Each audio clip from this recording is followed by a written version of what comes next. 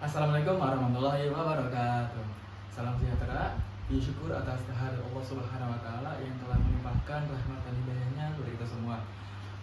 Alhamdulillahnya saya bisa menyampaikan tugas TS Business Communication dalam rangka membuat video presentasi.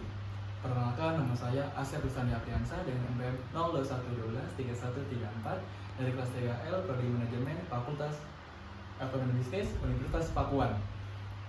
Maksud dan tujuan saya presentasi hari ini adalah untuk memperluas pengetahuan kita tentang apa itu inflasi. Nah, langsung saja kita masuk ke topik utamanya, yaitu inflasi. Apa sih pengertian dari inflasi tersebut? Inflasi adalah kondisi di mana terjadi kenaikan harga barang dan jasa secara umum dan terus-menerus dalam suatu perekonomian. Ketika terjadi inflasi, nilai uang akan mengalami namanya penurunan, sehingga dibutuhkan lebih banyak uang untuk membeli barang yang sama. Hal ini bisa terjadi karena beberapa hal, seperti terlalu banyak permintaan dibandingkan dengan yang tersedia, naiknya gaya produksi yang membuat produsen menaikkan harga jual, atau karena adanya kenaikan harga barang impor yang mempengaruhi harga di dalam negeri. Nah, selanjutnya ada faktor-faktor inflasi. Apa sih yang dimaksud dengan faktor-faktor inflasi? Yang pertama ada faktor penawaran atau cost push inflation, yang kedua ada faktor permintaan demand pull inflation, yang ketiga ada faktor struktural. Nah, di sini saya akan menjelaskan satu persatu tentang faktor tersebut. Yang pertama, faktor penawaran atau cost push inflation. Ini bisa terjadi karena biaya produksi atau distribusi barang meningkat. Misalnya saat harga barang baku naik, upah pekerja meningkat atau biaya energi bertambah. Produsen akan menaikkan harga barang jual produk untuk menutupi biaya tersebut. Nah, terus yang kedua ada faktor permintaan, demand pull inflation. Inflasi jenis ini muncul ketika permintaan masyarakat terhadap barang dan jasa meningkat secara signifikan, sementara kemampuan produksi tetap atau terbatas. Nah, selanjutnya faktor struktural, ini yang terakhir. Faktor ini berkaitan dengan masalah mendasar dalam struktur ekonomi yang menyebabkan inflasi berkelanjutan.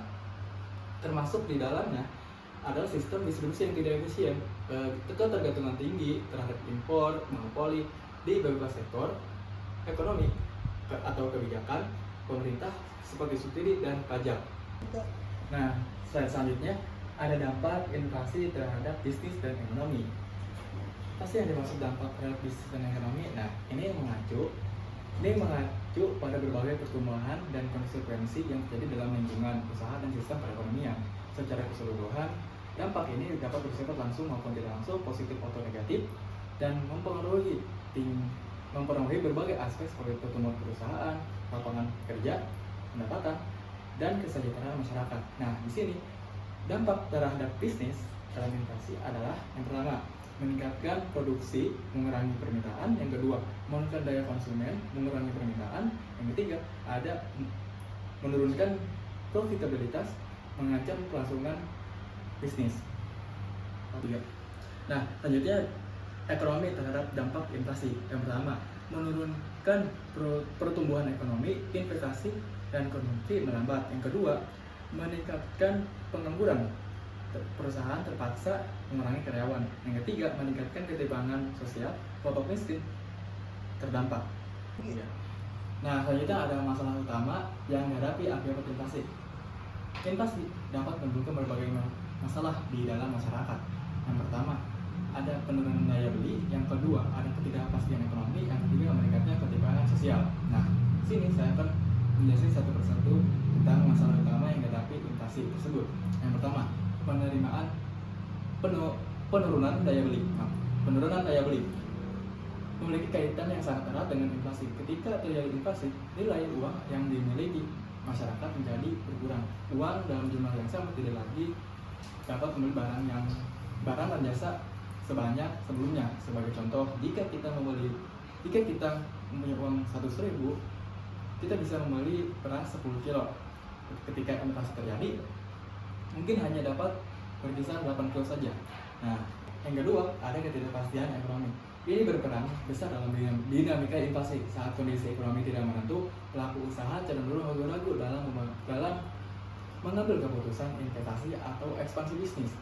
Mereka khawatir akan risiko kerugian di masa depan. Pengembang juga mungkin akan lebih berhati-hati dalam memberikan pinjaman.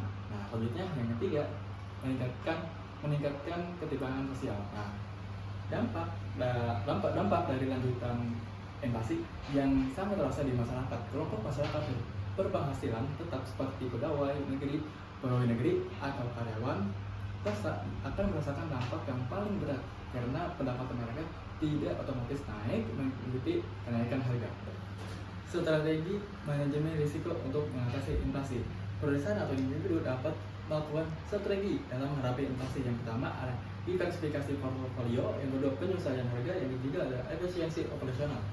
Nah, diversifikasi portofolio langkah penting dalam perusahaan atau investor menyebarkan aset yang berbagai instrumen investasi untuk mengurangi risiko seperti kombinasi saham, obligasi, properti, dan komoditas yang memiliki karakteristik berbeda dalam menghadapi inflasi. Yang kedua ada penyesuaian harga. Perusahaan perlu melakukan namanya evaluasi dan penyesuaian harga produk atau layanan secara berkala. Jangan mempertimbangkan kenaikan biaya produksi, kondisi pasar, namun tetap menjaga daya saing dan loyalitas pelanggan. Nah, yang ketiga ada efisiensi ekonomi. Perusahaan dapat mengoptimalkan proses bisnis, mengelola persediaan dengan lebih baik, dan menggunakan teknologi untuk menekan biaya operasional tanpa mengorbankan kualitas. Nah, selanjutnya ada peran pemerintah dalam mengendalikan inflasi. Pemerintah memiliki peran penting dalam mengendalikan inflasi melalui kebijakan fiskal dan moneter. Nah, di sini apa sih yang dimaksud dengan kebijakan fiskal dan moneter? Nah, di sini akan saya jelaskan apa itu kebijakan fiskal dan moneter dalam inflasi. Kebijakan fiskal berkaitan dengan pengelolaan anggaran negara, termasuk pengeluaran pemerintah dan penerimaan dari pajak. Untuk mengendalikan inflasi, pemerintah dapat mengurangi pengeluaran atau meningkatkan pajak guna mengurangi jumlah uang yang beredar di masyarakat, sehingga permintaan barang dan jasa menurun. Nah, selanjutnya kebijakan moneter. Kebijakan moneter dikelola oleh bank sentral dan berkaitan dengan pengaturan jumlah uang beredar serta tingkat suku bunga. Dalam konteks mengendalikan inflasi, bank sentral dapat menaikkan suku bunga untuk membuat pinjaman lebih mahal sehingga konsumsi dan investasi berkurang. Selain itu, bank sentral juga dapat mengurangi likuiditas melalui operasi pasar terbuka seperti menjual surat utang negara untuk menarik uang dari peredaran. Nah, selanjutnya ada solusi inovatif untuk mengurangi dampak inflasi. Selain kebijakan pemerintah, solusi inovatif bisa meringankan dampak inflasi seperti teknologi, erosi konsumen, dan pengembangan ekonomi lokal. Nah, pertama, dalam teknologi, fokusnya adalah menciptakan alat atau sistem yang efisien biaya seperti aplikasi berbasis AI, meningkatkan produktivitas usaha kecil. Nah, yang kedua, ada edukasi konsumen. Diarahkan pada pemberdayaan melalui informasi, misalnya program literasi finansial digital agar masyarakat mampu mengelola keuangan secara bijak. Nah, yang ketiga ada pengembangan ekonomi lokal. Untuk ekonomi lokal, solusi ini dapat mendorong penggunaan sumber daya lokal dan kolaborasi komunitas agar tercipta siklus ekonomi mandiri. Keseluruhan dirancang untuk meningkatkan ketahanan dan adaptasi terhadap tekanan ekonomi. Selanjutnya ada manfaat inflasi yang dapat dioptimalkan. Walaupun inflasi berdampak negatif dalam sebuah negara, terdapat juga ada manfaat yang dapat dioptimalkan, yang seperti ada stimulasi ekonomi, inovasi, dan keseimbangan ekonomi. Nah, di sini akan saya satu persatu dijelaskan. Yang pertama adalah stimulasi ekonomi. Melalui inflasi terjadi ketika tingkat inflasi berada di level yang moderat dan terkendali. Dalam kondisi ini, inflasi dapat mendorong pertumbuhan ekonomi dengan meningkatkan konsumen dan investasi. Misalnya, jika masyarakat mengetahui bahwa harga barang dan jasa akan naik di masa depan, yang mereka cenderung membeli lebih awal untuk menghindari kenaikan harga, yang pada akhirnya meningkatkan permintaan di pasar. Peningkatan di permintaan ini dapat mendorong produsen untuk meningkatkan produksi, yang kemudian menciptakan lapangan kerja. Nah, yang kedua, inovasi. Ini dipengaruhi oleh inflasi yang sehat. Dalam situasi ini, perusahaan sering mencari cara untuk tetap kompetitif di tengah kenaikan biaya produksi akibat inflasi. Hal ini mendorong mereka untuk menemukan teknologi baru, metode produksi yang lebih efisien, atau mengembangkan produk baru yang lebih menarik bagi konsumen. Inflasi moderat menciptakan lingkungan di mana perusahaan perlu terus beradaptasi agar tetap relevan di pasar. Ketiga, keseimbangan ekonomi. Nah, ini adalah manfaat lain dari inflasi yang dijaga pada tingkat yang stabil. Inflasi moderat dapat membantu menyeimbangkan beban ekonomi seperti mengurangi nilai real utang. Dalam hal ini, inflasi memungkinkan debitur untuk melunasi pinjaman mereka dengan uang yang lainnya. yang lebih sedikit atau lebih rendah dari saat mereka meminjam. Selain itu, inflasi membantu pasar untuk menyesuaikan harga barang, jasa, dan upah secara alami. Dalam jangka panjang, ini dapat menciptakan ekosistem ekonomi yang lebih dinamis dan fleksibel. Nah, selanjutnya ada studi kasus keberhasilan perusahaan dalam menghadapi inflasi. Nah, yang pertama di sini ada studi kasus yang pertama ada perusahaan retail, yang kedua ada perusahaan konstruksi. Apa sih yang dimaksud dengan perusahaan retail sama perusahaan konstruksi terhadap dampak inflasi? Nah, jadi perusahaan retail adalah jenis bisnis yang menjual barang atau jasa langsung kepada konsumen untuk penggunaan pribadi. Contohnya adalah supermarket, toko pakaian, atau e-commerce. Dalam menghadapi inflasi, perusahaan retail biasanya beradaptasi dengan menyesuaikan harga, menawarkan produk yang lebih terjangkau atau fokus pada kebutuhan pokok untuk tetap relevan di pasar.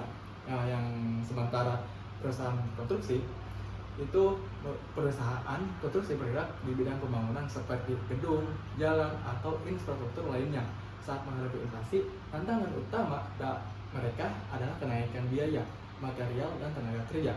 Untuk mengatasinya, perusahaan konstruksi seringkali mencari solusi dengan efisiensi operasional, negosiasi kontrak yang panjang, atau beralih ke teknologi yang lebih hemat daya. Nah, dalam studi kasus keberhasilan perusahaan ini, kedua jenis perusahaan ini dinilai berdasarkan strategi mereka yang untuk tetap kompetitif dan menjaga kestabilan harga meski ada tekanan ekonomi yang lebih tinggi. Mungkin sekian dan terima kasihnya. Mohon maaf bila ada kesalahan.